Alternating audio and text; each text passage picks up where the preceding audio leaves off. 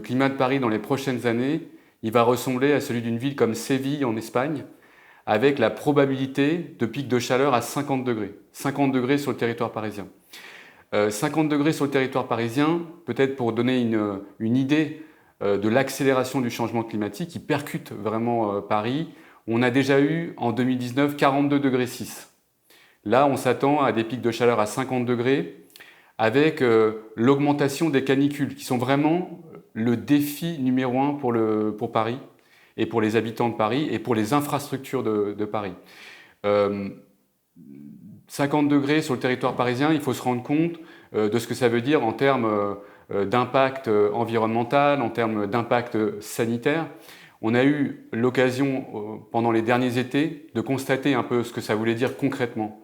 Ce que ça veut dire concrètement, c'est qu'on a une hausse de la mortalité, on a de la surmortalité pendant les épisodes caniculaires. On l'a constaté l'été 2022, plus 21% de surmortalité en région Île-de-France. Et puis, on a une hausse, évidemment, des passages d'urgence pour les personnes fragiles, donc en particulier les enfants, les personnes âgées, les personnes qui sont malades chroniques. Toutes ces personnes-là souffrent plus que les autres du changement climatique. Et ce que je peux dire aussi sur la question du climat, c'est qu'on n'est pas égaux face au changement climatique. Parce que quand on habite à Paris et qu'on n'a pas les moyens de partir en vacances dans sa maison de campagne ou de se réfugier, de se mettre à l'abri, on est en première ligne quelque part du changement climatique. Et la stratégie de lutte contre le changement climatique à Paris, elle place au cœur de cette stratégie, la ville place au cœur de cette stratégie la question de la justice sociale.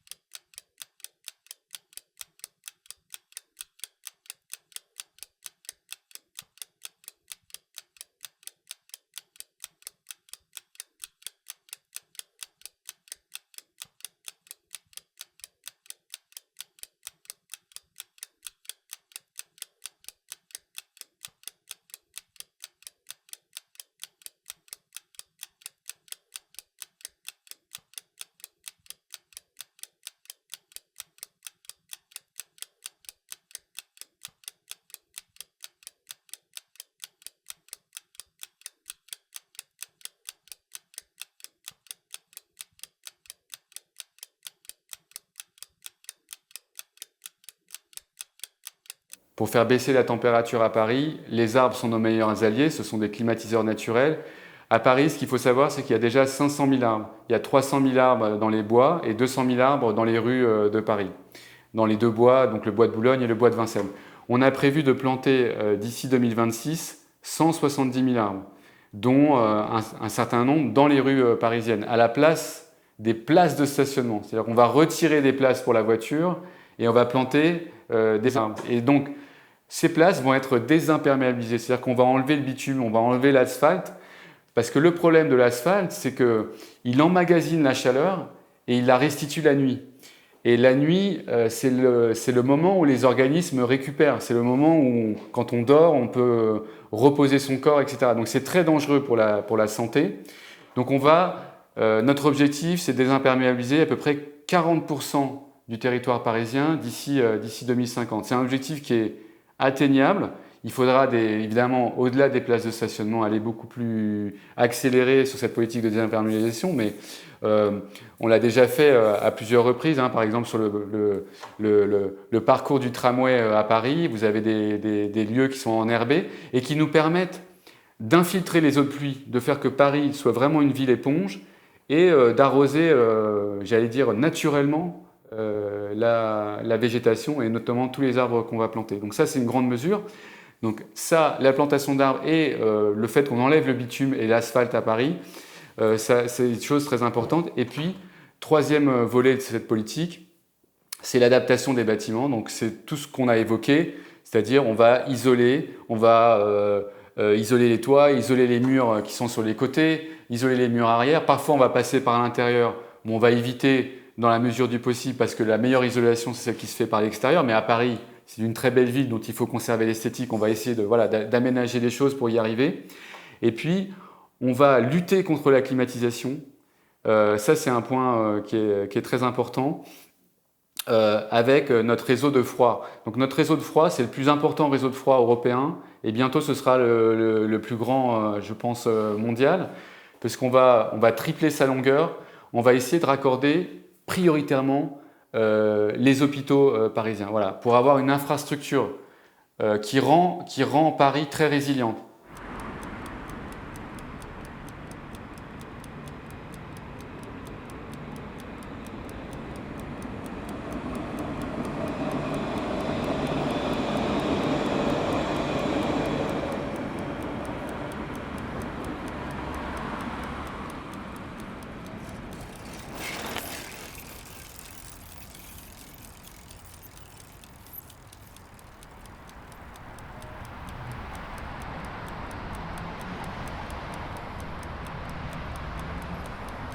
Aussi, une des grandes mesures, c'est sur la question du trafic de voitures à Paris.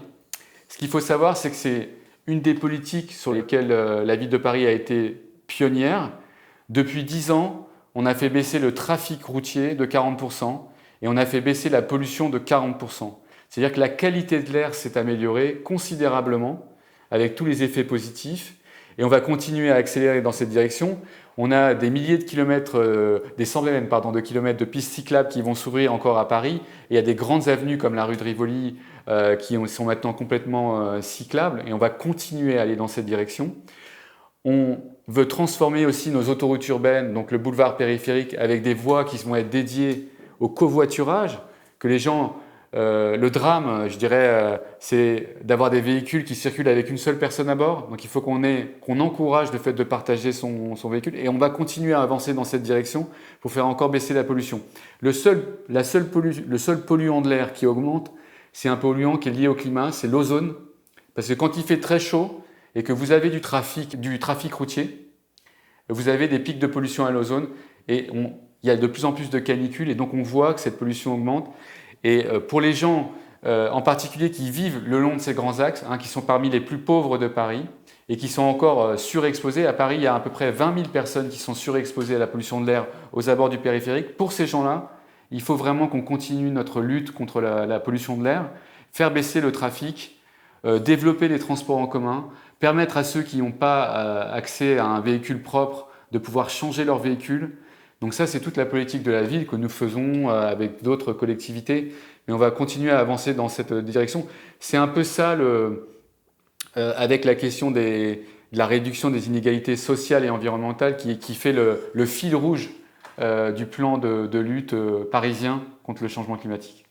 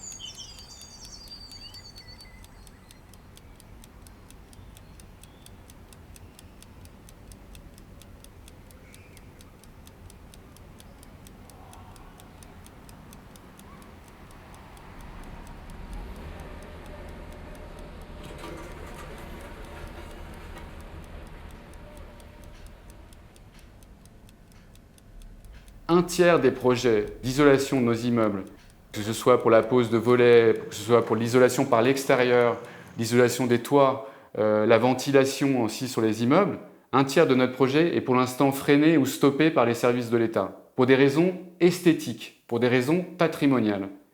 Aujourd'hui, une ville comme Paris doit et va changer dans les prochaines années. On aura peut-être un peu moins de toits en zinc sur les toits parisiens, parce qu'en dessous des toits en zinc, à Paris, quand il fait 50 degrés, on meurt. On meurt, et c'est toutes les études qui sont les études de santé publique nous le disent. Quand une personne âgée vit en dessous d'un toit qui n'est pas bien isolé, elle a 4 fois plus de chances de mourir de chaud. dans les périodes caniculaires. Donc c'est vraiment une urgence de santé publique. On a besoin d'un choix clair de la part du gouvernement d'autoriser finalement ces travaux importants. C'est le chantier du siècle à Paris, il faut qu'on y arrive. C'est la meilleure façon, avec la végétalisation, avec planter les arbres, etc., de protéger les Parisiens et de faire descendre la température. Et pour ça, on a besoin de choix clairs. Et on a aussi besoin de financement direct de la part de l'Europe vers des villes comme Paris. Il y a à peu près 1 million de logements à rénover à Paris. 1 million de logements à rénover d'ici 2050 pour qu'on soit sur la trajectoire qu'on s'est fixée dans le plan climat pour protéger tous les Parisiens. Et donc, même une ville comme Paris, qui est assez robuste financièrement et budgétairement, ne peut pas faire tout toute seule. Le changement climatique, il va beaucoup plus vite. Là, en 10 ans, on a fait 2 études en 10 ans qui nous disent que ce sont exactement les mêmes aléas climatiques qui vont arriver à Paris, c'est-à-dire les canicules en numéro 1, les inondations, les périodes de sécheresse évidemment. Eh bien, ce qui était attendu pour 2050, maintenant est prévu pour 2030. Donc, c'est-à-dire 2030, c'est dans 7 ans. Et donc, on est dans une course contre la montre pour adapter le territoire parisien. Et on doit le faire. La seule stratégie qui peut marcher pour expliquer aux Parisiens, embarquer tous les Parisiens et mobiliser, c'est de démontrer que, quelque part, la transition écologique de Paris, c'est un levier d'égalité. En faisant la transition écologique de Paris, on réduit les inégalités sociales et environnementales. C'est-à-dire qu'on permet à des gens de mieux vivre, peut-être de moins mourir, et de pouvoir rester aussi vivre à Paris.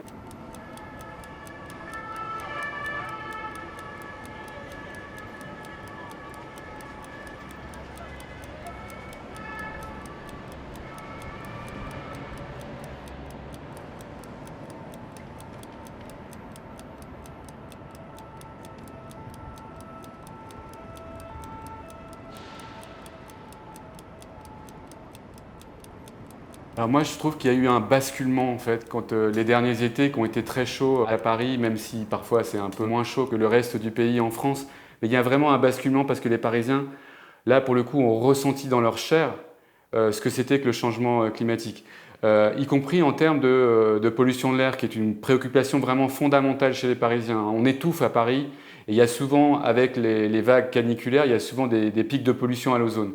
Et donc ça, les Parisiens commencent à le ressentir, mais pas tous les Parisiens. Je vais prendre un exemple, par exemple la climatisation. Nous, on va essayer de réguler et de freiner vraiment le recours à la climatisation. Parce que la climatisation, c'est vraiment un exemple d'aberration environnementale. C'est-à-dire que pour refroidir l'air à l'intérieur, on va réchauffer l'air à l'extérieur dans des périodes qui seront déjà très chaudes. Imaginons un pic de chaleur à 45 ou à 50 degrés.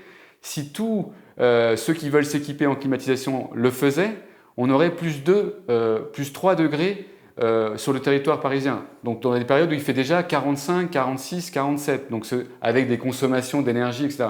Donc tout le monde n'a pas compris ça, parce que quand je vois un certain nombre, là c'est pas des Parisiens, des habitants, mais je vois des bâtiments tertiaires, je vois des bureaux, je vois des grands hôtels qui s'occupent avec des systèmes de climatisation qui tournent à fond, eh bien je constate que la préoccupation n'est pas partagée par tout le monde.